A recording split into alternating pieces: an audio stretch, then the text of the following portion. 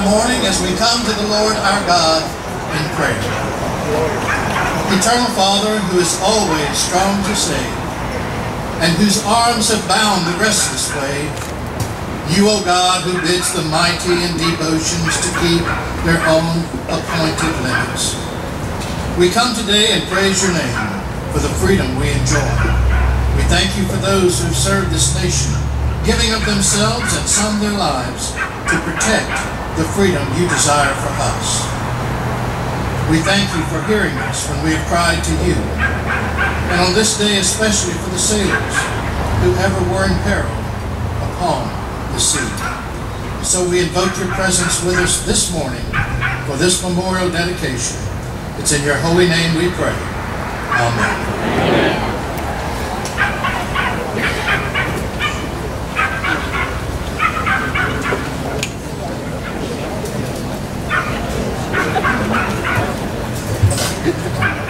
Good morning, everyone.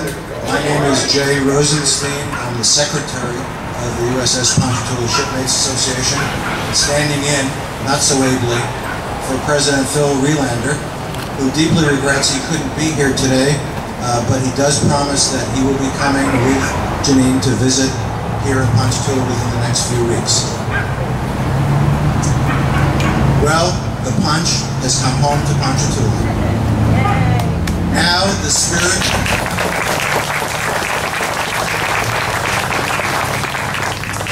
spirit of our ship is here. She's docked in her home port, safely home after her crew and she served her country so proudly, in war and in peace. No other fleet oiler has such a distinction as a memorial, and we're lucky that it's here in her home port. Her stories will be told here forevermore. You'll look at the photo caption on your program and you'll see the stern of the ship. And if you look over at the memorial, you'll see her fantail. And boy, we had a lot of fun barbecues on that fantail at sea. The ship's bell, of course, is at City Hall. The ship's captain's chair is right behind me in the museum. The ensign will fly again shortly. A Bravo Zulu, well done, for the crew of the Ponchatoula, for the ship herself, and to the city of Ponchatoula for welcoming her home. Thank you.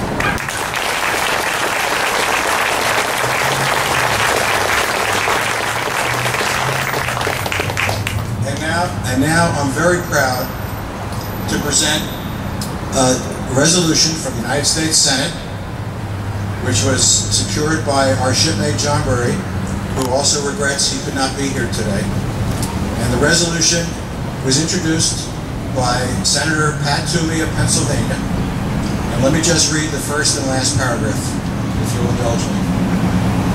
Mr. Toomey said, "Mr. President, today I wish to honor a naval vessel and crew that served with distinction through an important chapter of U.S. military history. During the 43 years between her commissioning in 1956 and her transfer to the Reserve Fleet in 1999, the USS Ponchatoula rendered meritorious service to her country, helping to stop aggression in the Taiwan Strait, assisting the space program, and supporting U.S. forces in Vietnam. She and the thousands of Navy sailors who served aboard her over the decades deserve the accolades of a grateful nation." And I want to present this to Mayor Bob Zabia for his support of the ship, and obviously so this resolution will remain here forever. Mayor Zabia.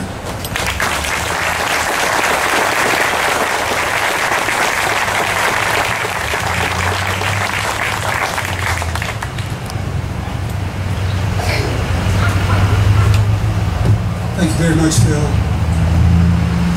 I am Mayor Bob Zabia, Mayor of the City of Ponchatoula, and I want to welcome the shipmates again to Ponchatoula.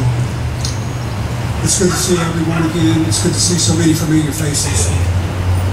The relationship with the city of Ponchatoula and the USS Ponchatoula goes back some 20 years when Mayor Julian Dufresh was mayor and Ms. Betty Stewart was chairman of the Ponchatoula Parish Tourist Commission.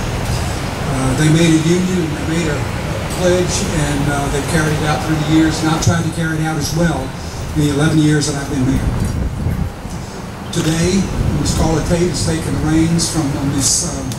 Betty Stewart, and of course Emily McNeely, who I just learned last night, was only on the job 2 weeks 20 years ago when the USS Ponchatoula shipmates came to town, and Emily has been involved with the shipmates ever since. Every time I address a group, I talk about teamwork and about partnerships, and without a doubt, this has been a true example of both. There are many people who have been involved in this project, probably too many to list, and I'm not even going to attempt to, but you know who you are, you know what you did, and you know why you did it, and you can probably care less about the recognition.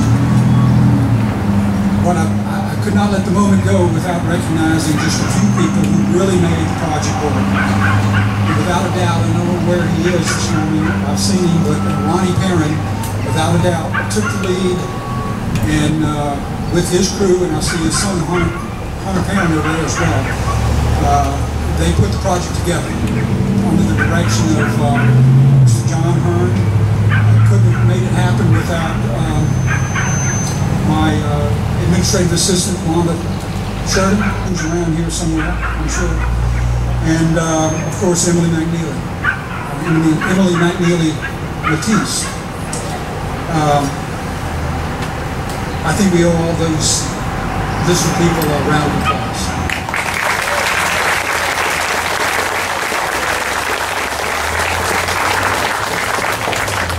Let me tell you, my relationship with John Hearn has grown through the last couple of months. I have spoken with John, worked with John, communicated with him, emailed him, telephone calls, in person on the site. On a side note, I think I'm going to get him to try to register to vote here next time. Again, let me say thanks to all of y'all for attending. Thanks for everyone that had any part of this project. I want to recognize before I close some elected officials that we have here and some important people. Of course, everybody's important. But let me, in no particular order, and if I miss anyone, I apologize. But I do see Ms. Rose Dominguez, local school board member. Of course, Betty Stewart is here from the Tourism Commission. Ms. Carla Tate is here as well. I see Harry Levine out here somewhere. John Marie Pearson, one of our city councilmen. Rayville LeBlanc, one of our city councilmen. And Melvin Tuma, one of our city councilmen, is here as well. Of course, former mayor and present clerk of the court, Julian Dufresh is here. Mike Whitlow, school board member, is here. And somewhere around the crowd, I saw Rodney Drew, our fire chief, here this morning. So let's give all those, and if I missed anybody, I apologize.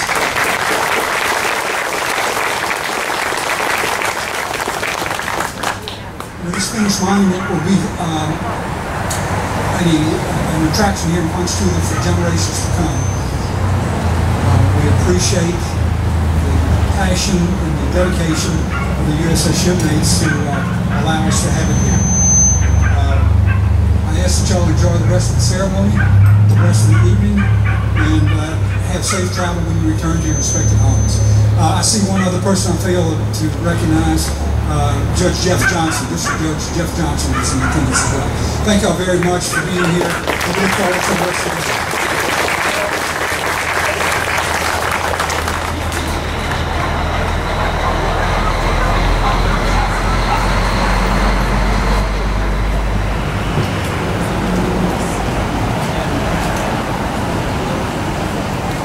Well, I wrote my speech when President Raylander was going to be here, so I'm going to have to modify it a little bit. I'm going to say, Mr. Secretary, J. Rose Racine, Mayor Zavia, members of the City Council and staff, Mr. Jim Perrin of Collinswood Museum, Ponchatoula shipmates and their families, the associate members and their families, our plank owners. We have 3 plank owners here today. For those of you that don't understand Navy lingo, plank owners are original crewmen that were assigned to the ship on the day of its commissioning. We have 3 plank owners here with us today, and we're very proud that they could make the trip. Mr. R.P. Miller, Mr. Ron Reiner, Tom Davis, along with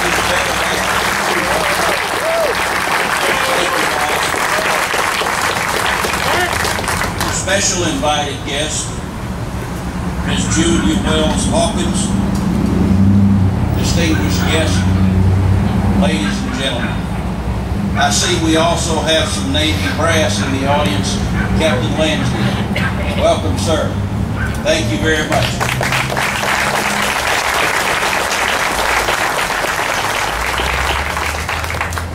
The USS Ponchatoula has completed her final voyage. She is no more. Her parts, now unrecognizable, are scattered around the world, except for these pieces, which we have brought here, and today entrust to you, the city, and the citizens of Ponchatoula.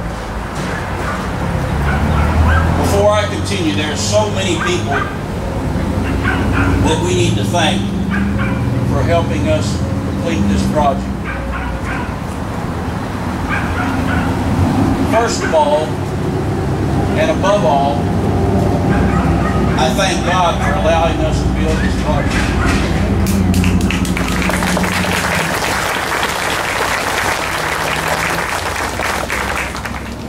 For we realize that without Him, we are nothing and we can do nothing. To the city of Ponchatoula, Mayor Zavia, Ms. Rhonda Sheridan, and all the city staff. Mr. Mayor, thank you for your vision, your patience, and your leadership. When this crazy old sailor brought you a sketch drawing on a notepad and told you this is what we would like to build, Mr. Mayor, and it will be beautiful, and it will be an asset to your city. And there was a moment of silence before he agreed to go ahead with the project. But boy, when he agreed to go ahead with it, it was all steam, full ahead. The last thing he told me as we left his office that day was, "Don't worry about it, John, we'll get it done." And then the rains came. And old Doubting Thomas, God always has to keep showing me that I should have a little bit more faith. Every time I communicate with the mayor, he said, we're going to get it. We're going to get it. And Ronnie Perrin, in his quiet demeanor, and his son Hunter, just kept on working. And sure enough, we made it. I just didn't know, Mr. Mayor, we had to have a stopwatch, timing it down to the second. But I'm glad we were able to get it done. Rhonda, I can't say enough about you. Rhonda's the glue. I don't think that's a good word. Rhonda is the high-tech adhesive that keeps this whole place together here. And she has been such a jewel to work with.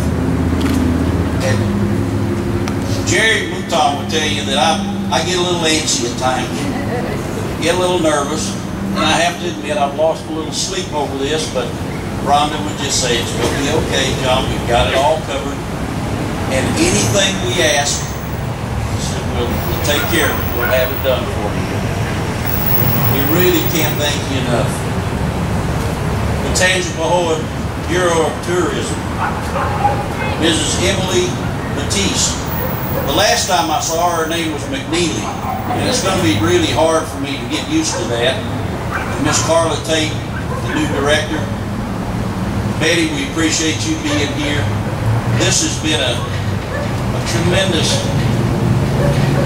effort on their part to make all of this happen, and they're providing the reception later after the ceremony for us. International Shipbreaking in Brownsville, Texas. I want to say before I go any further with this, were it not for the kindness and the caring of all the people involved, this project would not have happened. But Jerry and I worked through international shipbreaking. First of all, our shipmate Barry Litchfield started the ball rolling with them. Barry encountered some health issues. Mr. Robert Berry at International Shipbreaking had some health issues, so it appeared that we'd run up against a brick wall there for a while. But when we started dealing with them, these folks have a really tough job, because they know that these Navy ships that they're dismantling all had crew members whose lives were affected by their time on board these vessels. And they treated us with the utmost respect and dignity. And they actually let Jerry and me make one last trip through the ship before it was finally cut up. We walked through the mess decks, out onto the fantail, up on the O2 level. Jerry showed me the grease locker where his division officer caught him asleep one time. So it was really a heartwarming trip. And all the folks at International Shipbreaking. I think Mr. Randy Boudreau, are you here today, Randy? There he is. Mr. Randy Boudreau is representing International Shipbreaking Division of EMR, and he's from Ponchatoula.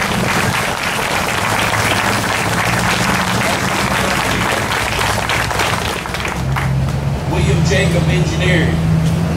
There's a very dapper looking gentleman over there in the crowd, Mr. David Cedillo. David is the one who drew the design drawings for the memorial.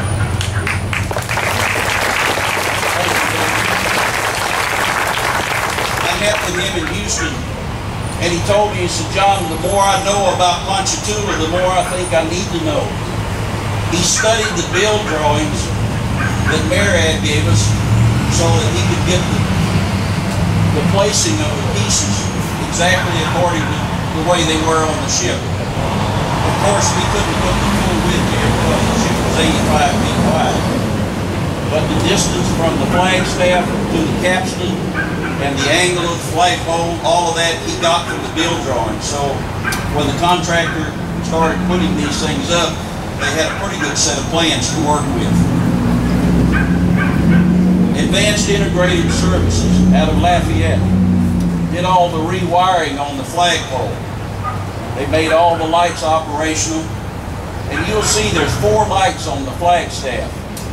The bottom light, the white light, was our wake light.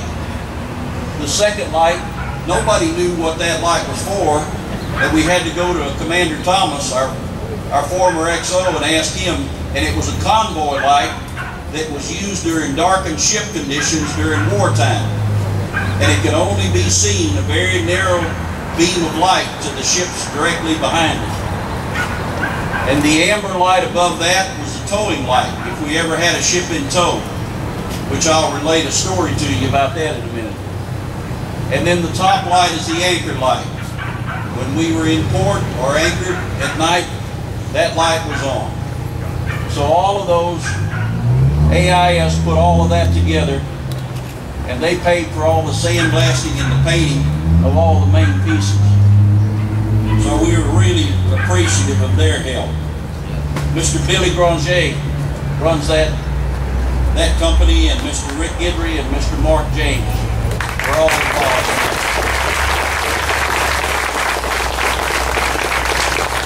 Tibbs Welding and Fabrication. A.J. Thibodeau, I think he's here today somewhere. Where's A.J.? There he is, right over there.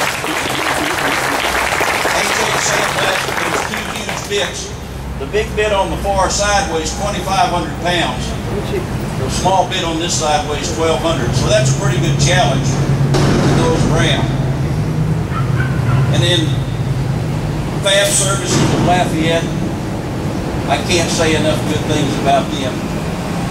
Basically, what we brought them was a pile of scrap metal, and they turned it into a flagstaff that looked better than it did when it was on the ship originally.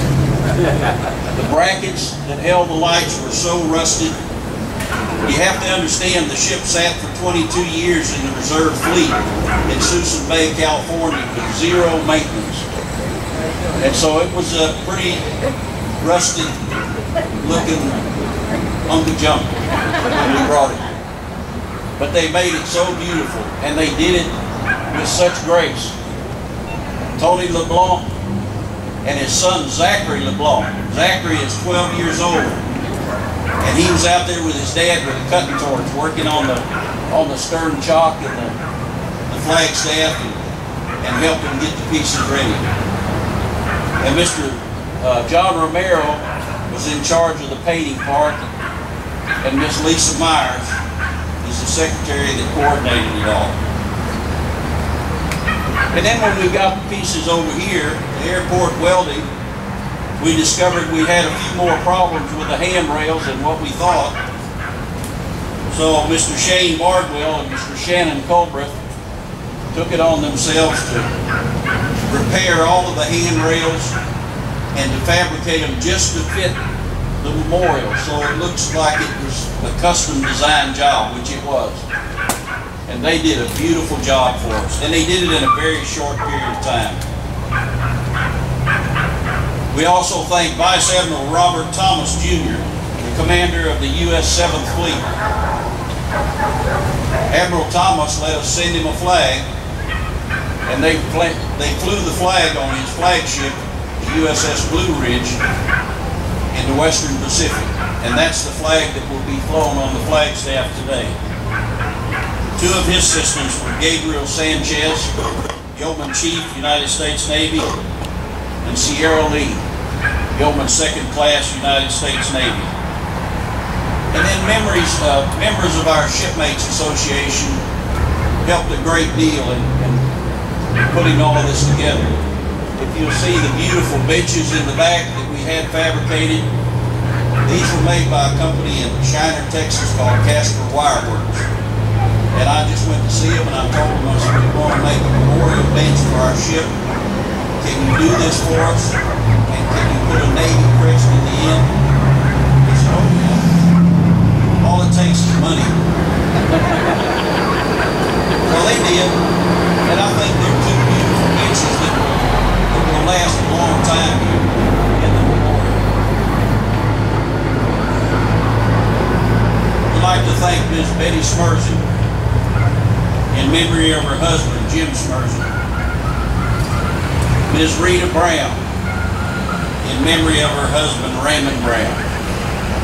Susan Horn, in memory of her father, Raymond Brown. Ms. Kathy McLeod, in memory of her husband, Don McLeod. Don McLeod was another one of our plank owners that passed away this last year. Anne Marie McLeod, in memory of her father, Don McLeod. Mr. Peter Blansky, Alice and George Burnham. Mr. Randy Golden. Mr. Randy Golden is my stepson, and he loaned us his pickup truck and his flatbed trailer, and we wore it out so bad that he had to go buy a new truck just to drive down here to Ponchatoula yesterday. At least that was his story.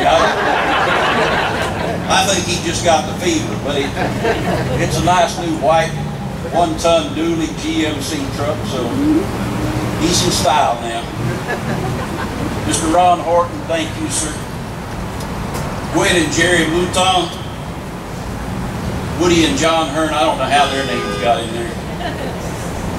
Valerie and Smiley Lawson, Mary and Hector Lopez, Mr. Glenn Everson, Jeanette and Phil Raylander, Tanya Drake and Jay Rosenstein, Mildred and Frank Paco, Dee and David Rogers.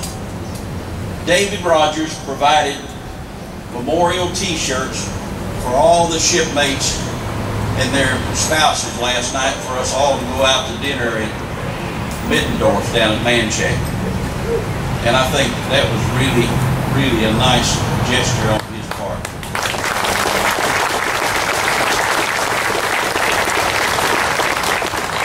Mr. Charles Sadberry, Donna and Richard Simons, Bobby and P.F. Hammond, Mr. Howard Gaspar. Howard Gaspar helped Jerry do a lot of the physical work around his place, toting and cleaning, and he's a young man that Jerry is really working with, trying to help get his life back on track, and he did a marvelous job helping us. And then Barbara and Mike Saunders.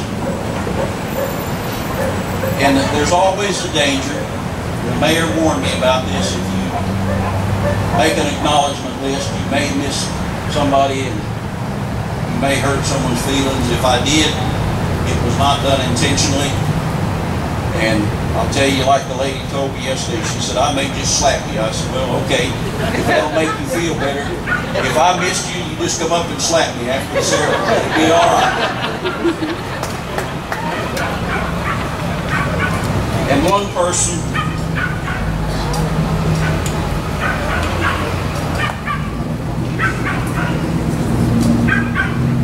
person deserves special recognition.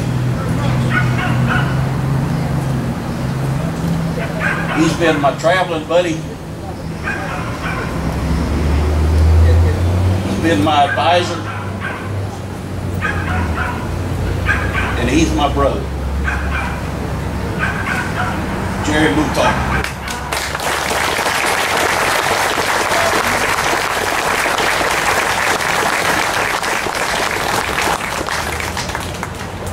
During World War II, the Ponchatoula School conducted a scrap metal drive to assist in the war effort. Miss Julia Wells Hawkins participated in that drive, which yielded enough scrap metal to fill the football field 3 feet deep.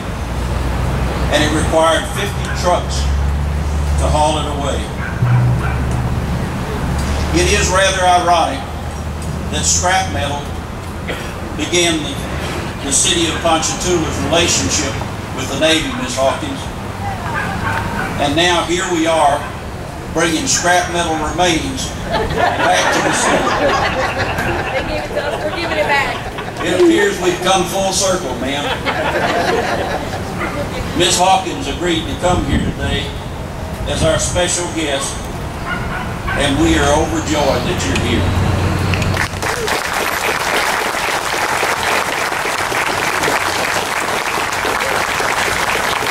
Miss Hawkins related to me that she carried the scrap in the rumble seat of her car because the kids she was teaching couldn't drive, so she had to do all the driving. And her family still owns that car today. Ms. Hawkins, we have a very special memento for you. Mr. Zimmerman.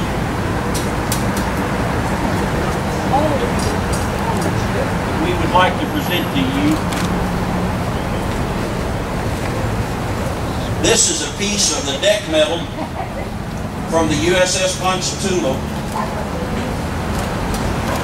It came from about frame 60, which was just after the forward superstructure on the starboard side.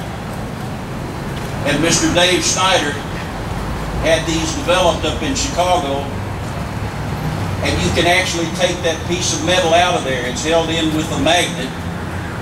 If you want to show someone, just don't let it catch your finger when you put it back in. Thank you for being here.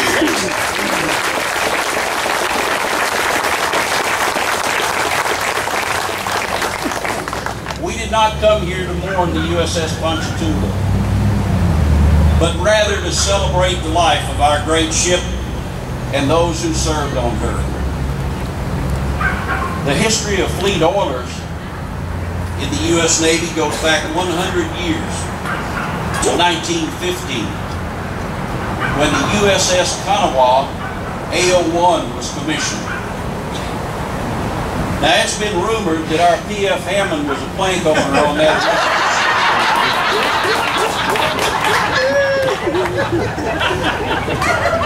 But I haven't been able to verify that yet. The Kanawha served in World War I. It survived the war and was decommissioned in 1929. Then she was recommissioned in 1934.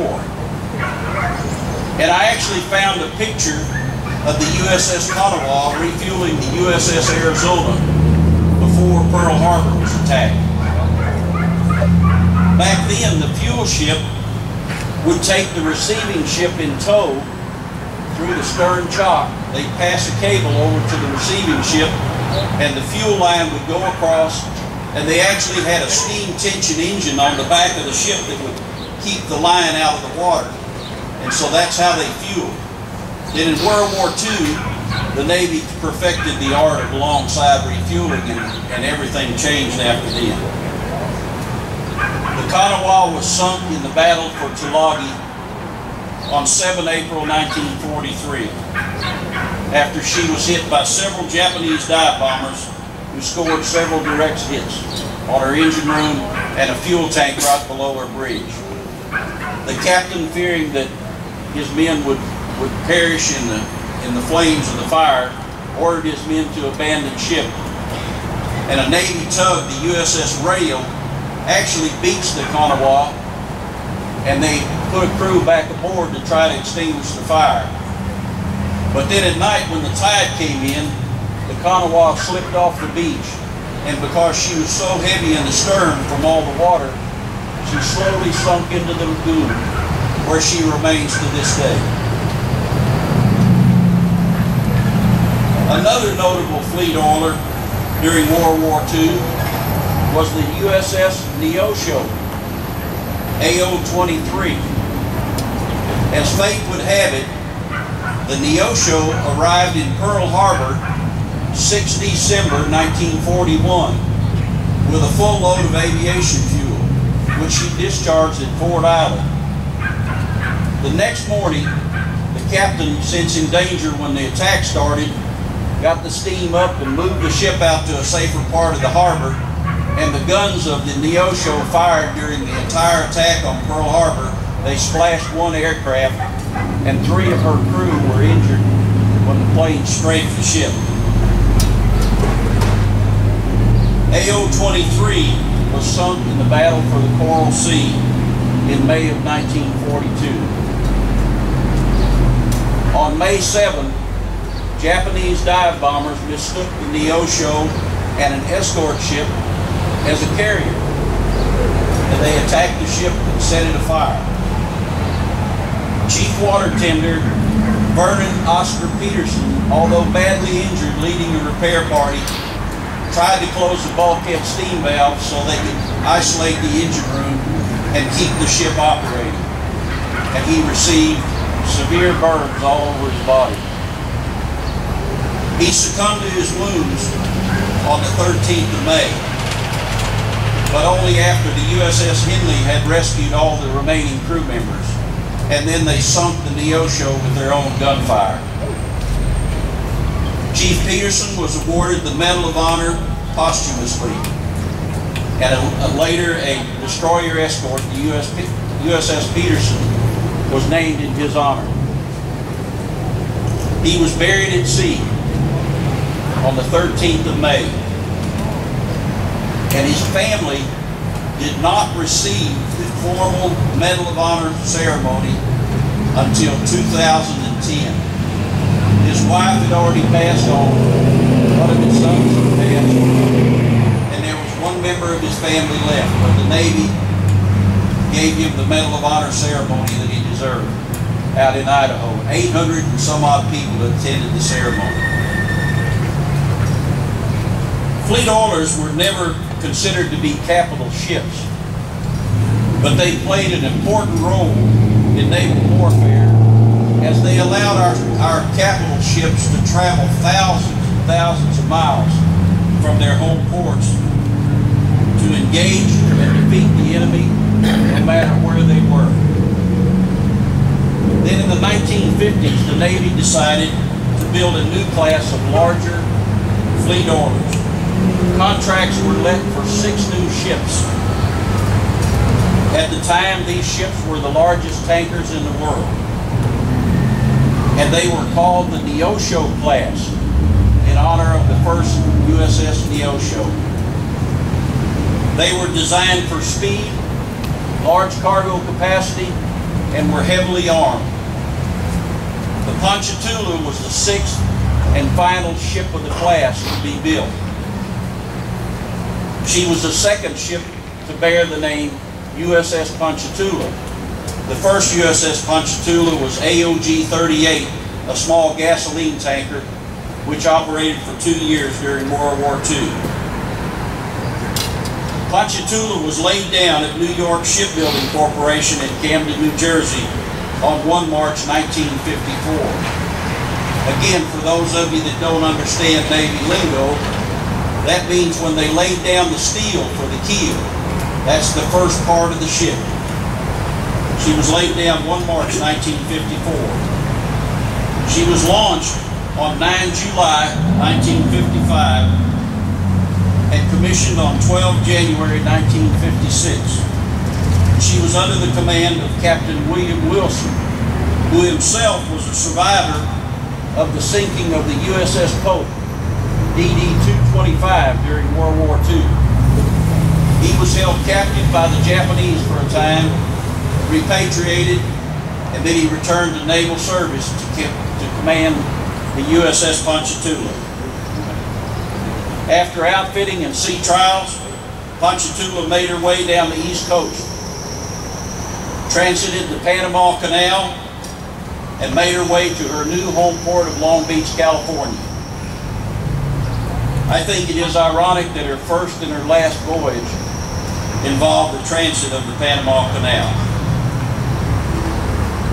On 10 March 1956, she arrived in Long Beach, where she underwent shakedown and training exercises. In September, she began her first deployment with the U.S. 7th Fleet out of Sasebo, Japan. While en route to Sasebo on 25 September, Ponchatoula received orders to go to the aid of a merchant vessel, the SS Venus, a Panamanian registered merchant ship 160 miles to her southwest. She was carrying a load of coal bound for Iwata, Japan, and she had lost her propeller. There was a full gale 1,200 miles to the northeast and a storm rapidly turning into a gale to the southwest. And the ship was wallowing in heavy seas and most surely would have been lost without assistance. Captain Wilson decided the best course of action would be to take the Venus in tow and take her out of the storm's path. About midnight, they spotted the lights of the Venus, and Ponchatoula hove to about 2,500 yards off her stern until daylight. Then at 0600 hours, the captain made his approach, and he came down the port side of the Venus, crossed her bow at 100 yards, then turned the stern of the Ponchatoula towards the Venus. At a distance of about 50 yards, they fired the shot line over.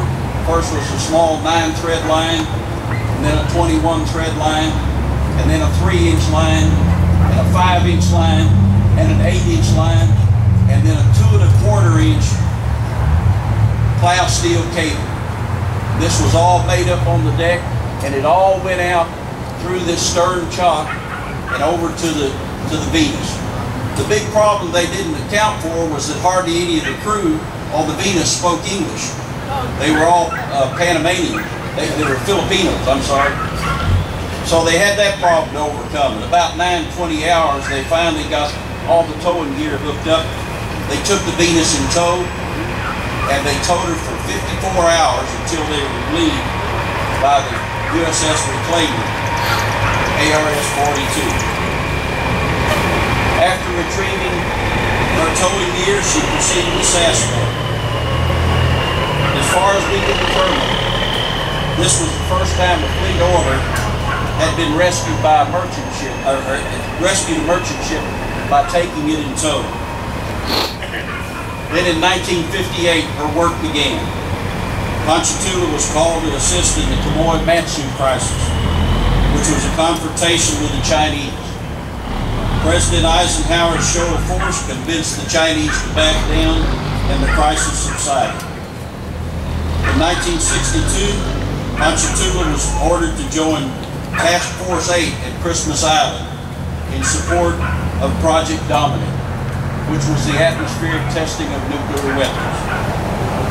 Ponchatoula was about 20 miles away when the blast was detonated off her starboard bow. She obviously survived and continued her operations in the Western Pacific. Then in 1964, the Vietnam War called. Ponchatoula departed Pearl Harbor in September '64 and joined the U.S. 7th Fleet, providing services to ships off the coast of Vietnam. I think Ponchatoula's greatest legacy was her Vietnam service, where she earned 12 campaign stars. Our work was hard. It was not a very glorious job. But Ponchatoula was the best floating gas station the Navy had. And she was not entirely without humor at times. I remember one time we had an Australian frigate come alongside for fuel. The frigates were small, very small but very agile ships, almost like a Greyhound. And when the order came for her to come alongside, it seemed like this. Suddenly she was there. The shot lines went over, the fuel line went over. We sent an 8-inch fuel hose over with a 4-inch pigtail, and they got it hooked up, and the order came down to the pump room to Mr. Raylander to start pumping oil. And then they said bring it up to 120 pounds pressure. And everything was just going great. Mr. Saldana was down there, and he ran up on deck to verify that order, and everything seemed to be doing just great. The captain straddled the bridge rail up there in his tropical short white uniform, and all of a sudden, the fuel hose popped out of the fuel trunk. And we sprayed that beautiful seafoam green ship almost from stem to stern with Navy standard fuel oil. It was running out the scuppers. There was black everywhere. The captain he just sat there like he riding a bucking bronc, you know, and just going on about his business. We finished the fueling and they went on their way. Probably a good thing we never encountered them in port. But I mentioned they never forgot the USS Ponchatoula. We also had comedian Martha Ray visit the ship one time. And she put on a really, really great show for us. Came aboard, I think she came aboard by helicopter, didn't she, Hector? And stayed for several hours with us. We also rescued a downed Navy pilot in the Tonkin Gulf. Early in the morning, we could hear his whistle. And we homed in on it, and it was a pilot who had been in the water. And back then, the little North Vietnamese fishing boats would be all out in there, up in the upper Tonkin Gulf. And that was their job, was to wait until a Navy pilot came along and snatch him out of the water and take him in and get a big reward. Well, we returned him to his ship, the carrier Hancock, and I think they sent us 10 tubs of ice cream for his return. After Vietnam, Ponchatoula participated in Gemini and Apollo space missions as a backup recovery ship. Ponchatoula was decommissioned in 1980. It was transferred to the Military Sealift Command, where she participated in Operation Fiery Vigil, Operation Desert Storm, and Operation Desert Shield. She continued to work until 1992. At that time, she was stricken from the record and transferred to the Reserve Fleet at Suisun Bay, California, where she remained until 2014. Then she received orders for her final voyage. She was towed to Bear Island Naval Shipyard. Her hull was cleaned before the transit of San Francisco Bay on her way to Brownsville, Texas, via the Panama Canal.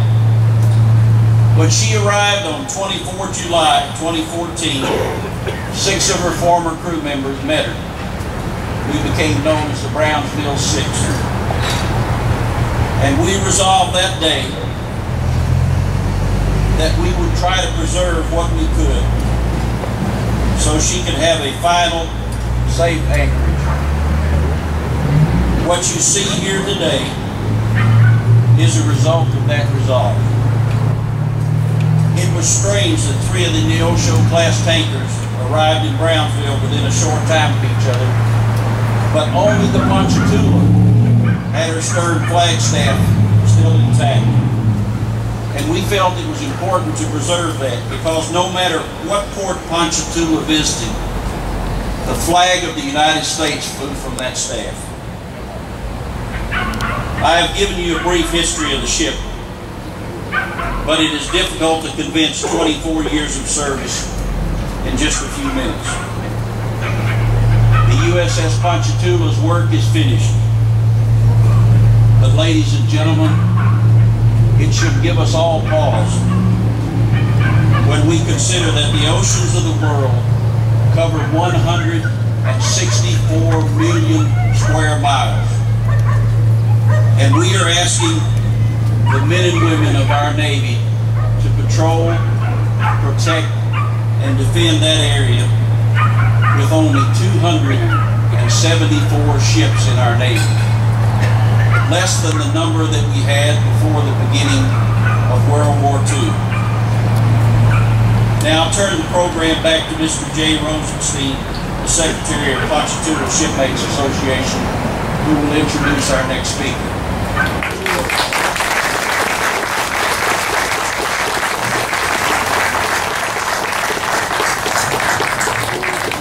Thank you, John. That was truly, truly wonderful. I'm proud to introduce the gentleman who's seated behind me, retired Rear Admiral Ron Horton. Mr. Horton was born in Long Island, New York, not far from where I live. He's a 1982 graduate of the United States Naval Academy. He's a distinguished and decorated naval aviator. He flew F-18s and commanded an F-18 squadron. He underwent nuclear training and wound up having 4 commands during his naval service, including he was the skipper of the USS Enterprise, nuclear aircraft carrier, and as skipper of the Enterprise, he was the 2nd longest serving captain in the history of that glorious ship. And for those of us who served on the Ponch, we knew the Enterprise came alongside quite often, not to get our black oil. She didn't need that, although she did use it sometimes to refuel her escorts. But she used our jet fuel, and that jet fuel enabled her planes to fly. And so we're so proud to have Rear Admiral Horton here with us today, and let's give him a warm Ponchatoula welcome.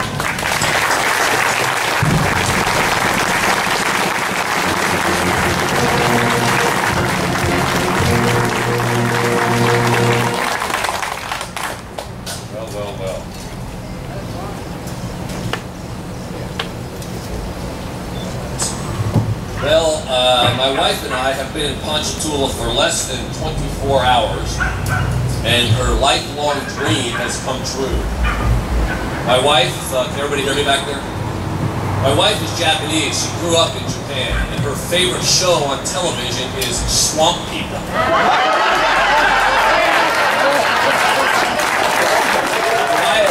Why is that a big deal? There ain't no gators in Japan. And so she got to meet and have her picture taken with Bruce. Not only that, in September, she's coming back to this area, Baton Rouge, Ponchatoula, Plaquemine, and she's going on a gator hunt. She's pretty excited. So, Bruce, thank you for the picture, and Ponchatoula, thank you. I'd also, before I start, how about that police escort we had out here? Let's give a big round of applause for our police force and police forces around the country who, for some unknown reason, are coming under fire around this nation. They protect and serve us every day.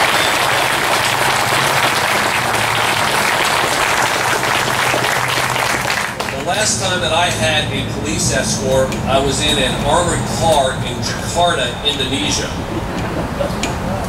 The last time Jerry Mouton was in a police escort, it was being brought back by Shore Patrol in the Philippines.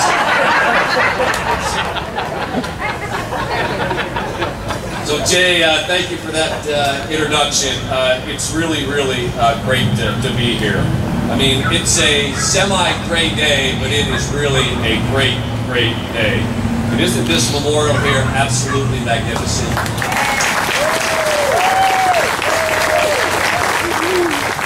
What a tribute this is to that great ship and her brave sailors. I cannot think of a better way or a better day than Armed Forces Day, which is today, to be here commissioning this memorial.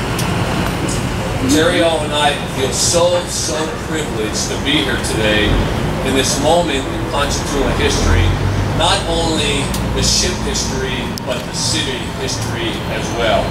So thank you for allowing us to be here and share this moment. So before I start, I got to be a little honest with you. Until last night, I really wasn't sure what I was going to talk about today. Proper tribute to this historic event. So, like I am very often, I'm at a loss of words. And so, what do? I do what every smart man, husband out there in the world does: is you ask your wife, right? What should I talk about? So I asked Terry in the car over. I go, honey, how can I be a tribute to these folks? And what do I say? She sits there, she's looking out the window for a couple seconds, and she looks over at me and she says, just remember the 3 B's. So I'm thinking, 3 B's. What are the 3 B's? She looks at me again, she says, the 3 B's. Be short, be funny, and be seated. So with that said, I can be short, and I will be short, and I will be seated. As for funny, you're all on your own today. You know, folks, as I stand up here and I look out at the crowd in particular, I look out at all the great sailors on Ponchatoula, and I suspect that there's sailors here today that did not serve on Ponchatoula, but did serve. It reminds me of a time many years ago when I was stuck at the airport on my way back from one of my many trips to the Pentagon. And I found myself listening to a conversation between an old Navy Chief Petty Officer and an old Marine Gunny Sergeant. And they're arguing about who had the tougher career. The gunny's going on and on about how he did 30 years in the Corps, fought in 3 wars, how right out of boot camp he hit the beaches of Iwo Jima and clawed his way up the blood-soaked sand. He goes on and on talking about how he took out an entire enemy machine gun nest with a single grenade. As a sergeant, he said, I fought in Korea alongside General Douglas MacArthur. He talked about how he pushed back the enemy inch by bloody inch all the way up to the Chinese border, always under a barrage of artillery fire and small arms fire. And then he exclaims, and I quote, and finally, as a gunny sergeant, I did 3 consecutive combat tours in Vietnam. We humped through the mud and razor grass for 14 hours a day, ducking under sniper fire during the day and mortar fire at night. He said we'd fire until our arms ached and our guns were empty, and then we'd charge the enemy with bayonets. Then the gunny stopped, he looked over at the chief and says, now that's tough. How about you, Squid Boy, what do you got? Well, at that point, the old crusted chief looks up, he doesn't even flinch, leans forward, squints his eye and says, ah, all shore duty, huh? When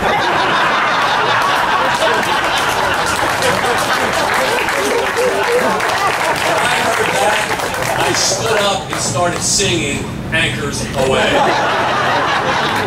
That, my friends, is a United States Navy sailor, and that's why I spent over 30 years wearing that uniform.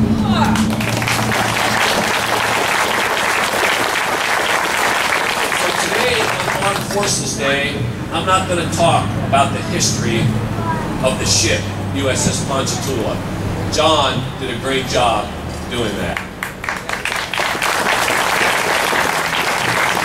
I'm also also not going to talk about the city that is her namesake, because the mayor is far better equipped to do that than I am. Today, I'm going to talk about the sailors of the USS Ponchatoula.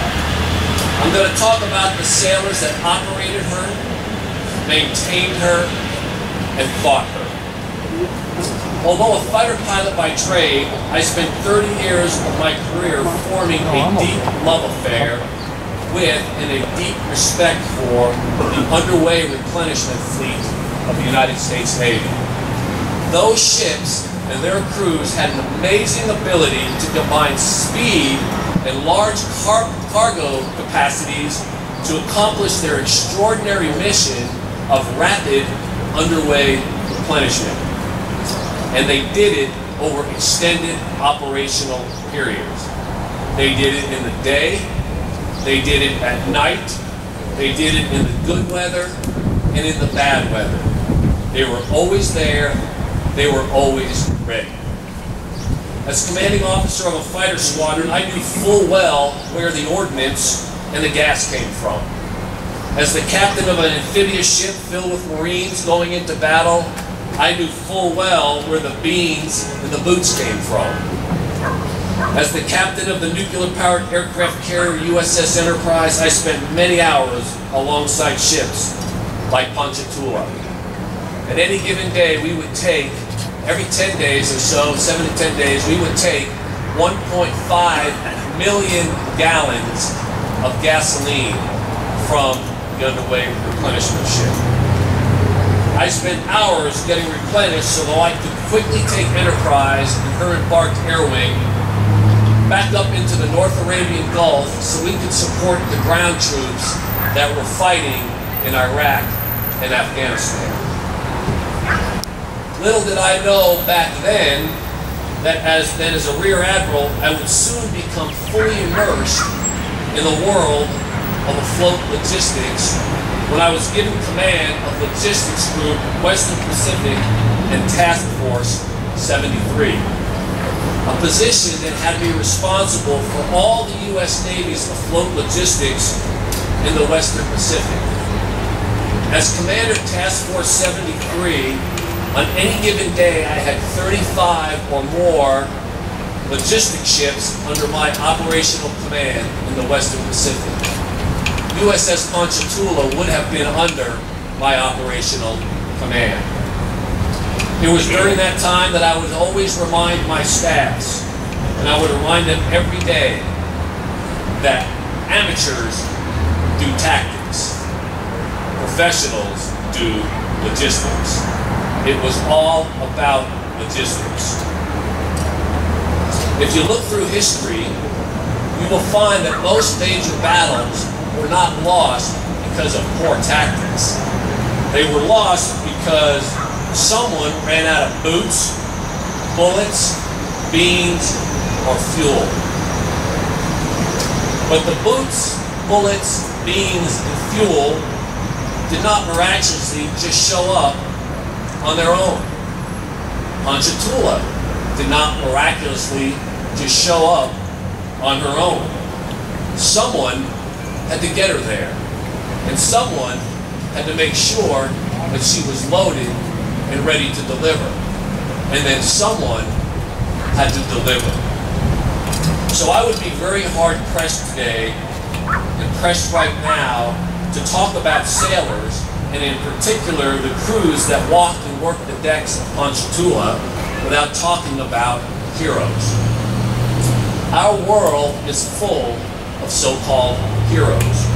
They are in comic books, they are on TV, they are in the movies, they are in the theme parks, they're everywhere, right? But they are not real heroes. Many of them are imaginary, and many of them just play heroes in a movie or on TV. But this memorial represents real, live heroes.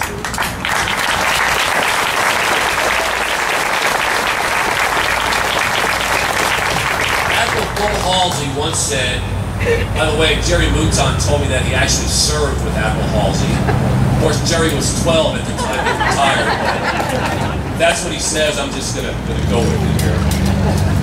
Now, in all seriousness, Admiral Halsey once said, "There are no great people. There are only great challenges that ordinary people are forced by circumstances to meet." Well, I agree with him. You see, U.S. Navy sailors, past and present, all have one uncommon thing in common. They were ordinary people who, through focus and commitment, did extraordinary things and extraordinarily uncommon things. And they made them look easy every day.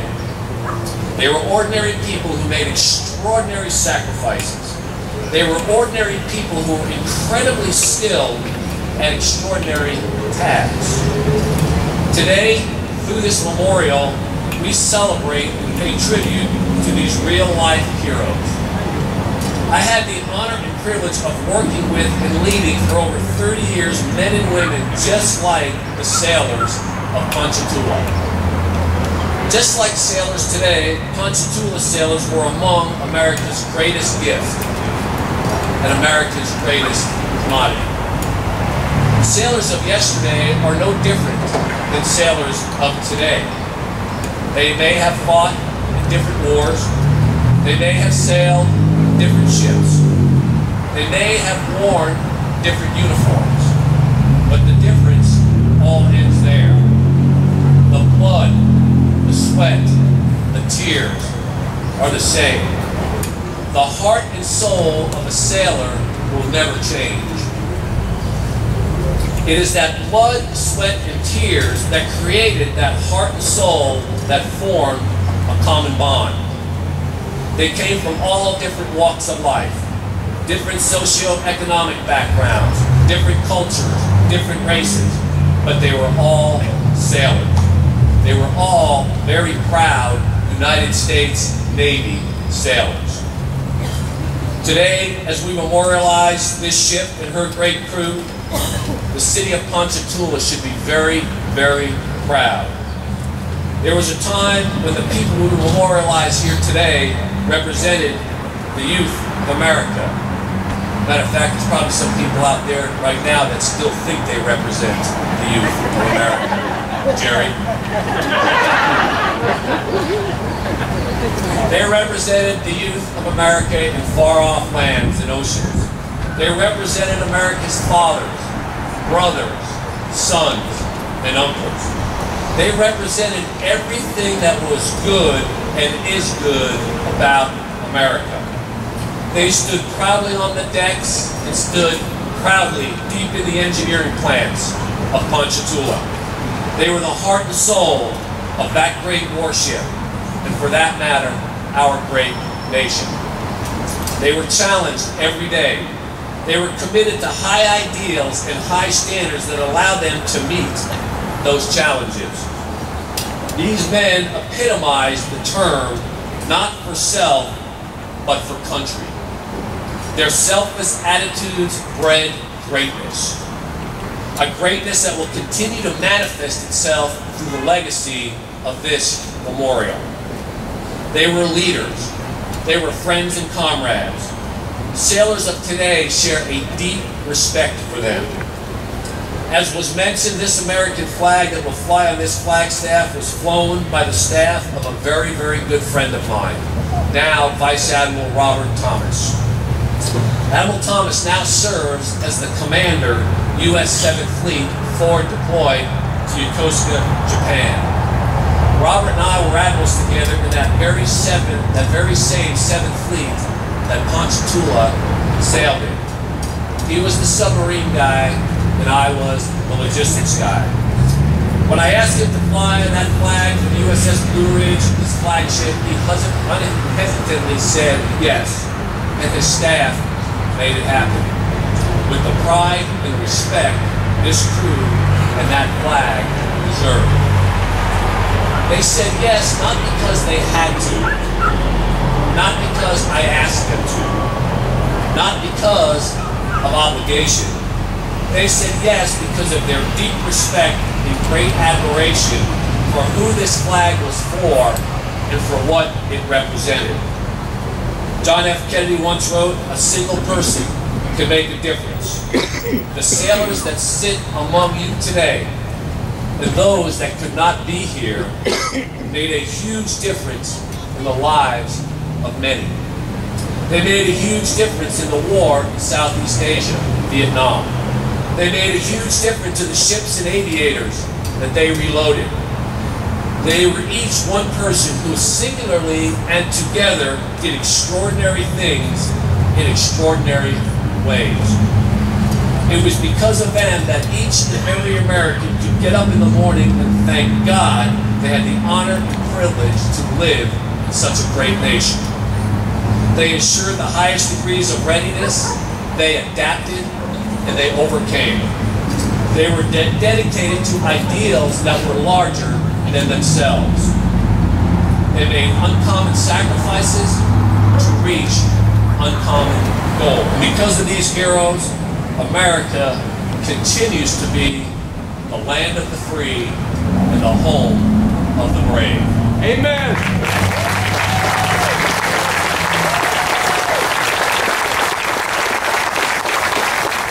John F. Kennedy once said, "I can imagine no more rewarding a career.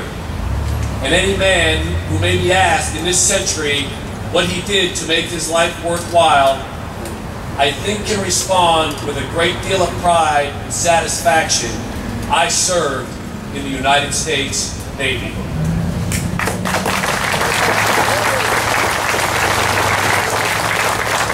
Shipmates, fellow sailors, crews of USS Ponchatoula, stand tall and stand proud because you served in the United States Navy.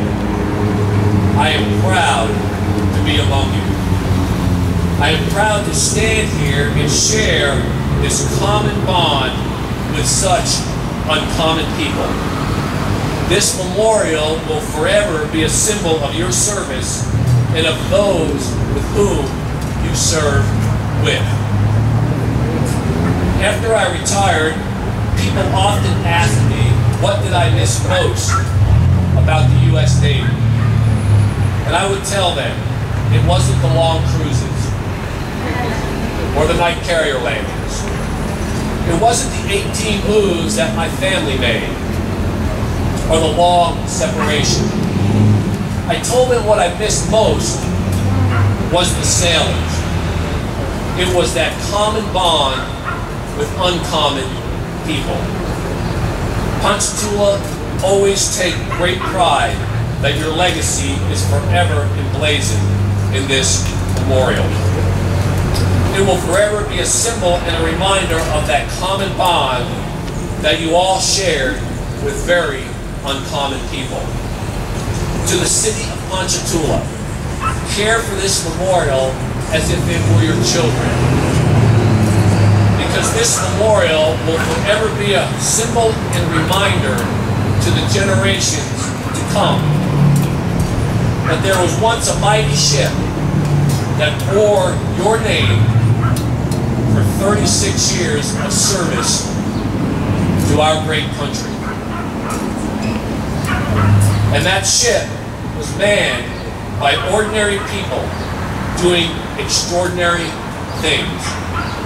Ordinary people brought together by a common bond of uncommon virtues. May the Ponchatoula forever sail among fair winds and following seas in the hearts and minds of those that grace the mighty depths. I am proud to have spoken here today. I am proud to have called myself for over 30 years a United States Navy sailor. I thank you, our Navy thanks you, our great nation thanks you. God bless you all, and may God bless our great nation, the United States.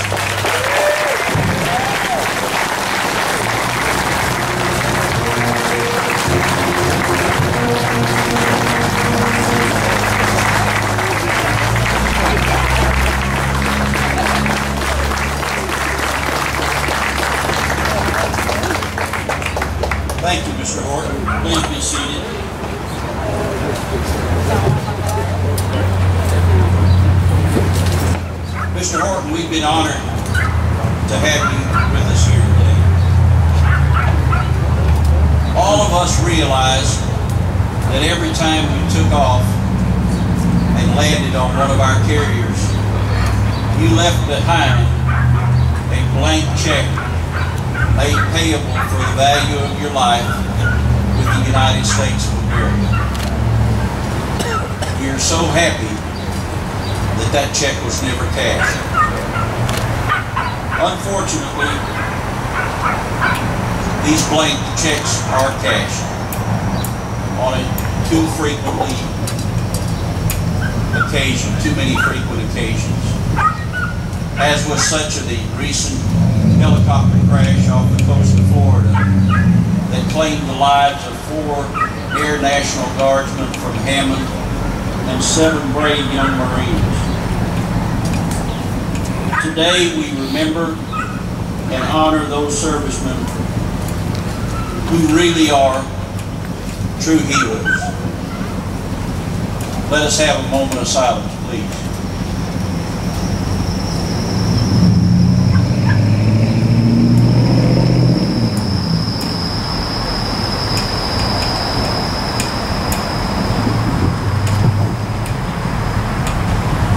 And now, ladies and gentlemen, will you stand with me while we honor our flag? Our color guard today consists of Mr. Richard L. Smiley Lawson, Bosun Mate Chief, United States Navy, retired, 26 years of service. Mr. Philip Jones, Quartermaster 2nd, United States Navy, Sergeant Major, Army National Guard, retired, 44 years of military service, longest serving enlisted man in the military. And Mr. David Rogers, Yeoman Chief, United States Navy, retired, 21 years service. Our honor guard is the Ponchatoula Marine Junior Reserve Officer Training Cadet of Ponchatoula High School and the Knights of Columbus, Ponchatoula, Louisiana.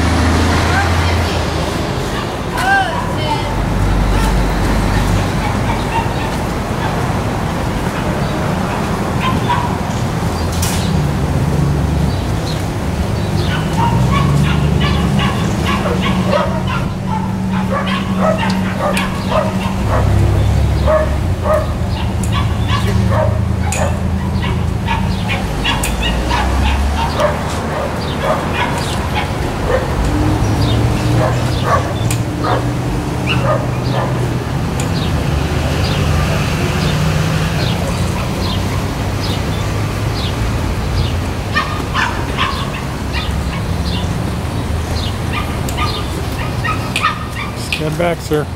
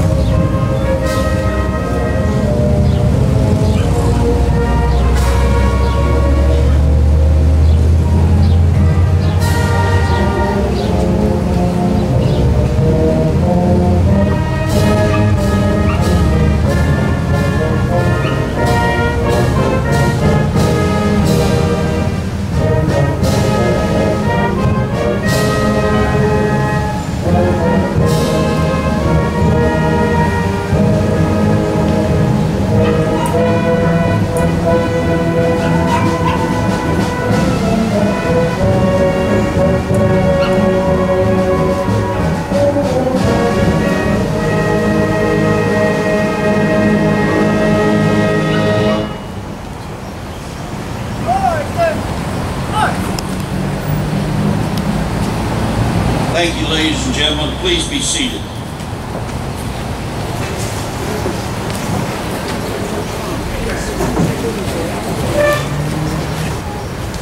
To the city and the citizens of Ponchatoula, we say, fly this flag proudly.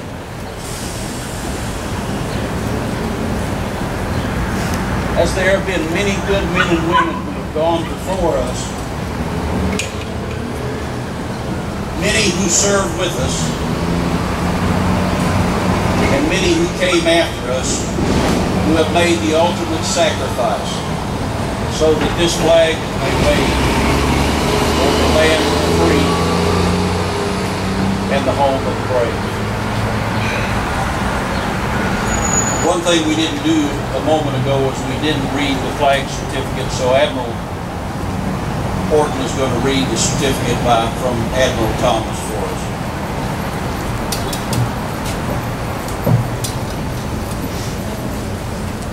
I asked Admiral Thomas if he could be here today, and he had tried to do it, but his schedule wouldn't allow.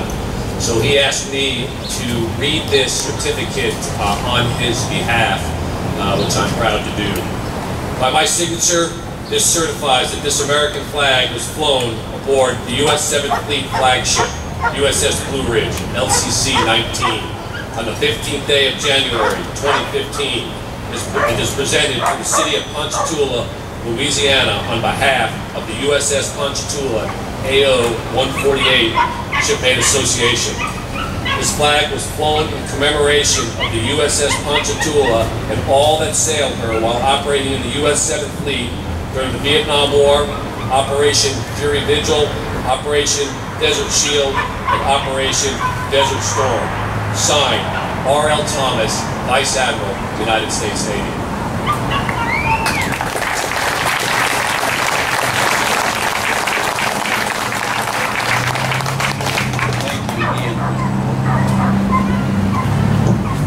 There are two other special people that I want to recognize today, but I held off to the end of the program because it kind of hits close to home.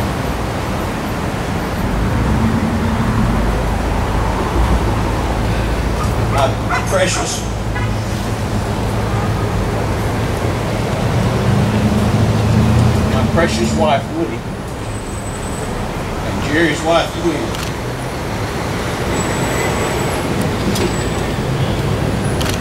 Thank you for putting up with us.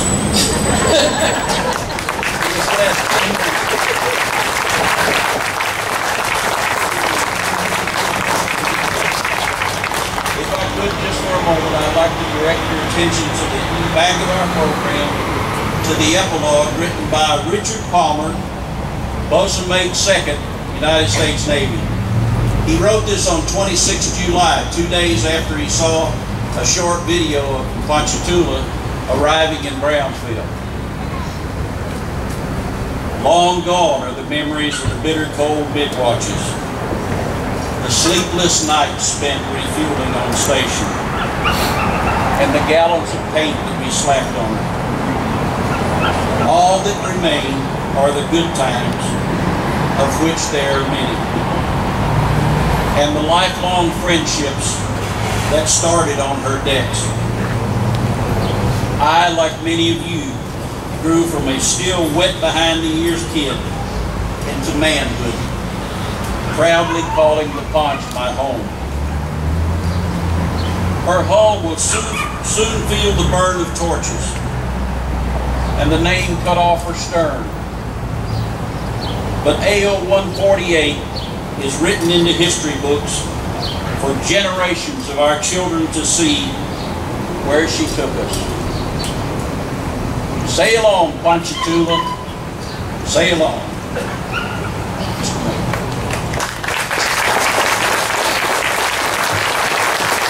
Thank you. This has truly been a historic day for the city of Ponchatoula and the shipmates. We accept this memorial as a new attraction in our city, and we enjoy the privilege of knowing so many fine people that have served, and we ask that everyone enjoy. Thanks everyone for tuning today.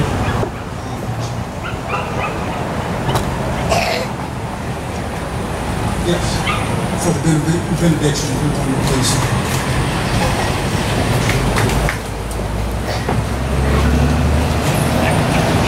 Let us once again come to the Lord our God. O God of all creation, bless this memorial that we shall never forget, those who served on the bridge, the deck, and down below on the USS Ponchatoula. We shall never forget the cause for which they valiantly served. Now let us go with your peace. Let us go in a sense of service for you and our country. It's in your holy name we ask this. Amen. We'd like to give you shipmates about 30 minutes for picture taking and visiting and what have you. And then we're going to go across the street, Mr. Mayor, to the Country Mart, where we'll have a reception for all the invited guests too. So we'd love to see you there. So the ceremony's concluded. Take your pictures and enjoy. The band is now going to play the Navy hymn for us. I'm sorry.